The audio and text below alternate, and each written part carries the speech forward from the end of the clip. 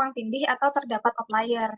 Nah, maka dari itu, pada SVM soft margin diperkenankan adanya beberapa data yang terletak di dalam margin atau bahkan terletak di sisi yang salah dari hyperplane. Next. Nah, ini adalah formula soft margin, yaitu minimize tengah kuadrat norma Euclidean dari vektor bobot ditambah parameter trade-off, kemudian sigma n I sama dengan 1 zeta I. Next. Nah, kemudian ada juga formula untuk batas margin pada soft margin, yaitu W pangkat T X plus B sama dengan plus minus 1 min zeta. Next. Nah, kemudian kita akan memahami C pada soft margin. Terlihat pada gambar yang pertama itu C sama dengan 3, yang kedua itu C sama dengan 1, yang ketiga adalah C sama dengan 0,01. Next. Nah, dapat disimpulkan semakin besar C, maka semakin keras marginnya, dan semakin kecil kesalahan klasifikasinya. Sebaliknya, semakin kecil nilai C, semakin lembut marginnya, atau soft margin semakin besar, kemudian kesalahan klasifikasinya semakin besar juga. Next. Nah, selanjutnya adalah kernels. Next. Apa itu kernel? Kernel adalah sebuah fungsi matematika yang menghitung produk titik antara dua vektor pada ruang fitur yang lebih tinggi atau high dimensional feature space. Dan hasilnya digunakan sebagai jarak antara vektor tersebut pada ruang asal atau input space.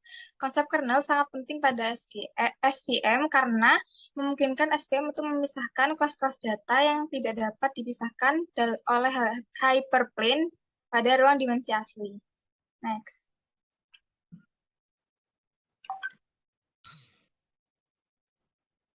Nah, selanjutnya adalah kernel trick untuk permasalahan nonlinear.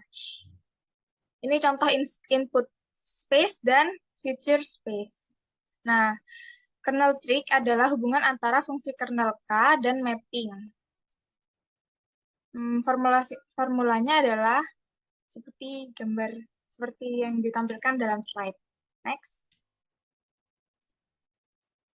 Nah, kemudian ada beberapa jenis-jenis fungsi kernel, yaitu kernel linear, polynomial of degree D, polynomial of degree up to D, Gaussian RBF, dan sigmoid. Nah, kernel linear digunakan ketika data yang akan diklasifikasi dapat terpisah dengan sebuah garis atau hyperplane.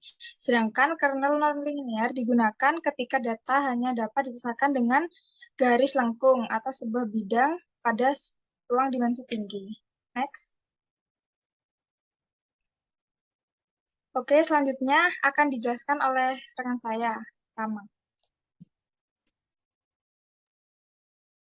Oke, selanjutnya ada materi the SMO algorithm.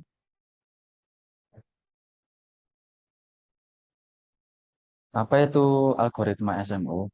Algoritma SMO atau biasa disebut sequential minimal optimization adalah metode yang digunakan untuk mengoptimalkan model SVM secara efisien.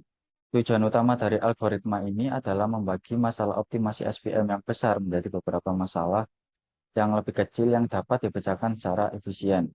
Algoritma SMO mengoptimalkan dua variabel dual pada satu waktu, sementara variabel lain dianggap tetap. Ini dilakukan secara bergantian hingga mencapai konvergensi. SMO menghindari penghitungan matriks kernel lengkap dengan mempertahankan sepasang alfa yang valid dan menghitung kernel yang hanya untuk sepasang yang melanggar batas margin.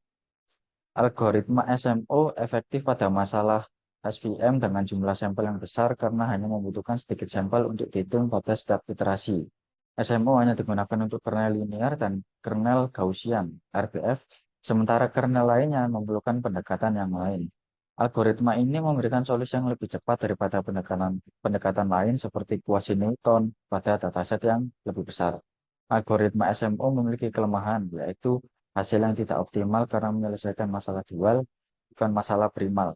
Namun dalam kebanyakan kasus hasil yang diberikan sudah cukup baik.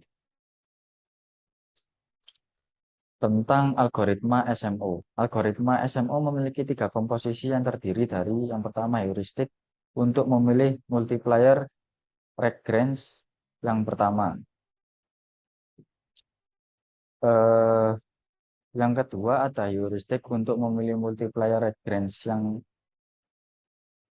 kedua. Yang terakhir, kode untuk menyelesaikan masalah optimasi secara analitis untuk kedua multiplier yang dipilih. Nah, untuk yang heuristik untuk memilih multiplier Lagrange yang pertama itu, karena algoritma SMO melibatkan dua Lagrange multiplier, maka mungkin terjadi bahwa Lagrange multiplier yang terikat yang nilainya antara 0 dan C melanggar KKT condition yang artinya pernyataan tersebut menjelaskan tentang heuristik pertama ini bertujuan untuk memilih contoh yang paling mungkin melanggar KKT condition. Lalu yang kedua ada heuristik kedua untuk memilih multiplier Lagrange yang kedua. Nah, di sini metode optimasi matematika yang disebut dengan metode SMO tadi yang bertujuan untuk memilih Lagrange multiplier agar langkah yang diambil menjadi maksimal. Lalu selanjutnya ada materi multiclass SVM. Apa itu multiclass SVM? SVM bisa menghasilkan klasifikasi biner, tetapi seringkali kita dihadapkan pada dataset dengan lebih dari 2 kelas. Untuk menangani klasifikasi multiclass, terdapat beberapa pendekatan yang memungkinkan SVM bekerja, seperti one versus all, dan multiclass SVM. Metode one versus one membangun klasifier biner untuk setiap pasangan kelas dan kemudian menggabungkan hasil dari setiap klasifier untuk menentukan hasil klasifikasi. Metode one versus all membangun klasifier biner untuk setiap kelas dengan mempertimbangkan kelas tersebut sebagai kelas positif dan kelas-kelas lain sebagai kelas negatif. Multiclass SVM atau Kramer-Singer SVM memperluas formulasi SVM ke dalam masalah multiclass dengan menggunakan persamaan objektif yang diadaptasi. Ada beberapa cara untuk mengimplementasikan metode multiclass SVM, salah satunya dengan memanfaatkan solver SVM yang sudah ada dan menentukan parameter dengan benar. Metode-metode yang ada di multiclass, yang pertama ada untuk menyelesaikan multiple binary, ada one against all, one against one, dan dark SVM.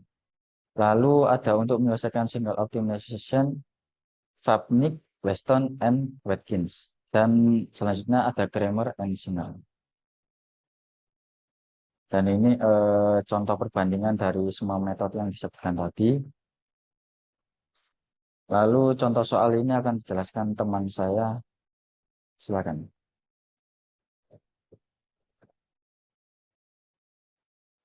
Baik, untuk contoh soalnya itu adalah terdapat tabel dataset SVM linear, kemudian tentukan hyperplane-nya.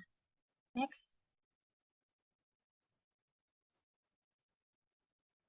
Oke, yang pertama dilakukan adalah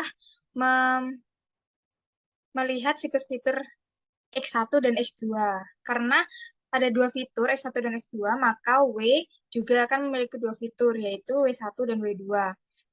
Formulasi yang digunakan adalah yang pertama untuk meminimalkan nilai, yaitu menggunakan setengah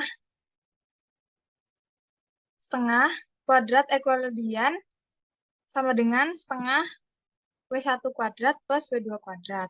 Nah, syaratnya Y1, YI sama dengan YI WX1 plus B lebih dari 1, di mana I sama dengan 1, 2, 3, sampai N. Jadi syaratnya yaitu Y1, W1 kali X1 plus W2 kali X2 plus B lebih besar sama dengan 1. Next. Nah, yang selanjutnya adalah dari persamaan tadi kita mendapatkan 4 persamaan ini, yaitu yang pertama W1, W2, W1